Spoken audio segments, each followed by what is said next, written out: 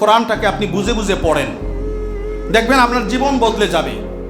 কোরআনটাকে আপনি বুঝে বুঝে না পড়া পর্যন্ত আমি মনে করি আমরা যারা সাধারণ মানুষ বলি, যারা জানে না কিছু, তাদের মতোই আপনি যদিও আলেম নিজেরে দাবি করেন, যদিও আপনি নিজেরে বড় হুজুর দাবি করেন, যদি কোরআনের অনুবাদটা আপনার পূর্ণাঙ্গ জানা না থাকে, তাহলে আপনি সাধারণের মতোই রইলেন। সুতরাং আল্লাহ রাব্বুল আলামিন পবিত্র কোরআনুল কারিমে নিজের এই কোরআনকে চ্যালেঞ্জ করে বলেছেন যে আমার কোরআন ছাড়া আর পৃথিবীতে কোনো কিতাব একমাত্র 100% না, শব্দের মধ্যে ভেজাল আছে। সুতরাং মানব রচিত যত কিতাব আছে সব কিতাবের মধ্যে ভুল থাকতে পারে, কিন্তু আল্লাহর কিতাবে কোনো ভুল নাই। আল্লাহ রাব্বুল আলামিন সুন্দর করে কোরআনে কারিমে বলেছেন, আল্লাহু নাযালা আহসানাল হাদিসি কিতাবাম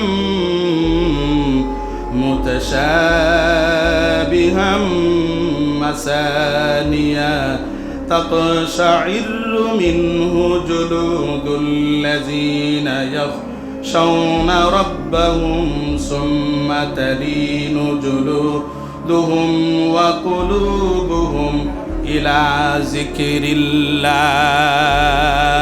এই আয়াতটা হলো সূরা জুমার আয়াত নম্বর 23। এই আয়াতটা আপনারা টুকে নেবেন, যারা শুনতেছেন তারা এই আয়াত নম্বরটা লিখে নেবেন। আপনি আপনার বাড়িতে যদি অনুবাদের কোরআন থাকে তাহলে আপনি অর্থটা মিলিয়ে নেবেন। এরপরে আল্লাহ রাব্বুল আলামিন বলতেছেন, যালিকা হুদাল্লাহি ইয়াহদি বিহি মান ইয়াশা। এখানে আল্লাহ বলতেছেন, আল্লাহ যাকে চান তিনি তাকে হেদায়েত দেন। এই কিসের দ্বারা? এই কোরআনের দ্বারা। হেদায়েতটা কিসের দ্বারা দিচ্ছেন? কোরআনের দ্বারা। আল্লাহ এখানে ইন্ডিকেট করছেন জালিকা হুদাল্লাহ।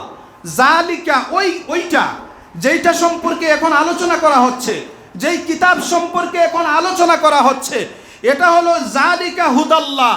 এইটাই হলো আল্লাহর পক্ষ থেকে হেদায়েত।